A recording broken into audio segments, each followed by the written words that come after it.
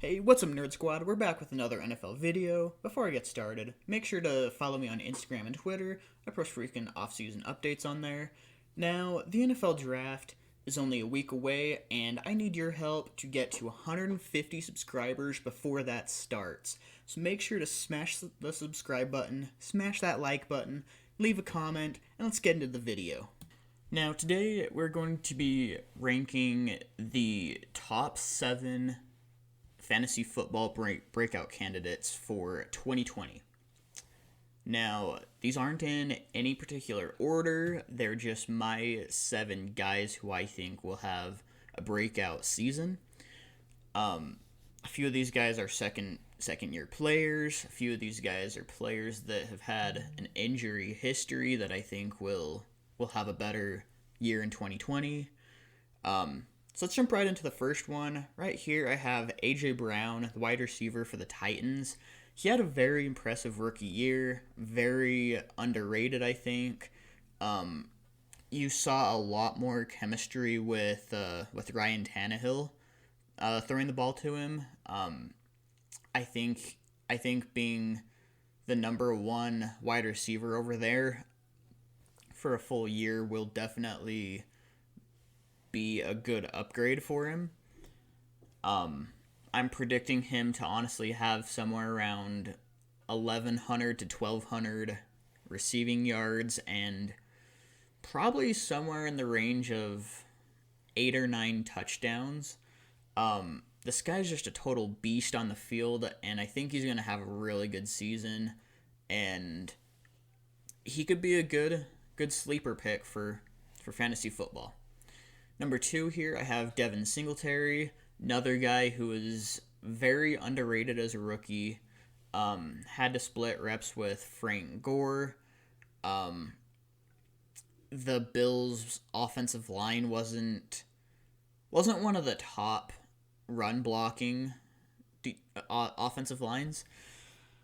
I think he's gonna be a really big and slept on candidate here. I don't think Frank Gore is going to get many of the touches. Having Devin Singletary as the top guy there, I think will be really good for the Bills. I'm expecting him to have at least 1,000 rushing yards, probably somewhere in the range of 400 or 500 receiving yards. I'm predicting roughly 12 total touchdowns. Very slept on guy here. Next, I have Will Fuller. Now, this is an example of one of my guys I was saying that has an injury history. He has a lot of potential. He's proven that he can produce big games. I think with DeAndre Hopkins gone to the Cardinals, and him being the number 1 guy there now, I think Will Fuller is going to have a very big breakout season as long as he can stay healthy. Obviously they have Kenny Stills. They now have Brandon Cooks. I still think Will Fuller will be the number 1 guy, and if he can stay healthy for a full season, I think he can put up very good numbers. Very good deep threat. Really fast guy. I'm predicting somewhere in the range of 900 to 1,000 receiving yards and somewhere in the range of 8 or 9 touchdowns. Number 4, I have Kerryon Johnson, running back for the Detroit Lions. He had a very impressive rookie year. A lot of people were actually predicting him to have one of the top 10 seasons of 2020. In other words, predicting him as a top 10 running back for 2020. For 2019. He ended up getting injured, and the Lions weren't really able to be real effective in running the ball. I think, like Will Fuller, if he can have a good and healthy 2020, I think he'll put up somewhere in the range of 1,100 rushing yards, probably 400 receiving yards, and I'm going to say 10 total touchdowns. I'd give him more, but I think most of their offensive touchdowns will come more from like Kenny Golladay and Marvin Jones. Guys like that. Number 5, I have Austin Ekeler, running back for the Chargers. Now, you can argue he already had a breakout season in 2019.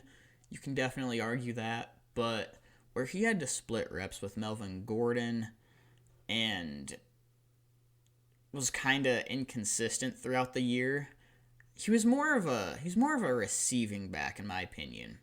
He had, I want to say, 80-ish receptions for about 900 yards.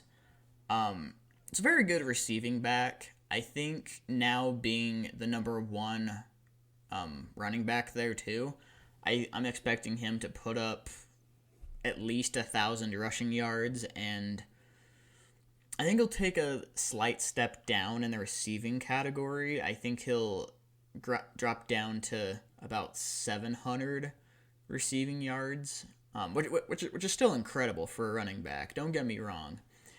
I'm expecting somewhere around 13 total touchdowns. Number 6, I have Raheem Mostert, the running back for the 49ers. Their run game was kind of questionable this last year. If I remember right, they started out with Tevin Coleman. He got hurt. Now, all through the season, they had kind of this 3-headed monster back there with Tevin Coleman, Matt Breida, and Raheem Mostert. Towards the end of the season, we really started seeing Raheem Mostert become the main guy. Started getting, I want to say, 6.1 yards per carry. Very slept on guy. I think if he gets a full season of being, the main running back there, I'm expecting him to have a monster season. Now I'm still expecting them to, use all 3 running backs quite a bit, but I think he'll get the majority of the snaps, and I'm expecting somewhere around 1,000 rushing yards, probably 300 receiving yards, and about 9 touchdowns, which for a team that uses 3 running backs, that's very solid, and I think he'd be a really good pick late in the fantasy draft.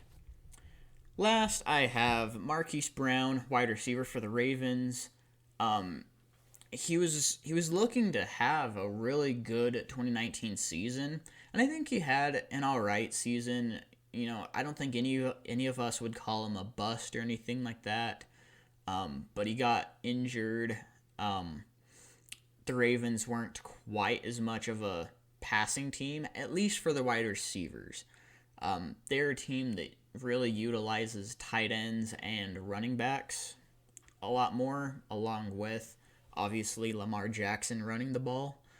But I think Marquise Brown will turn into a really good deep threat for him. If he can stay healthy for the whole year, I'm expecting him to have at least 1,000 receiving yards, 7 touchdowns, and probably somewhere in the range of about 75 receptions. So, these are my top 7 fantasy football breakout candidates for 2020. Let me know what your list is. Let me know if you disagree with this.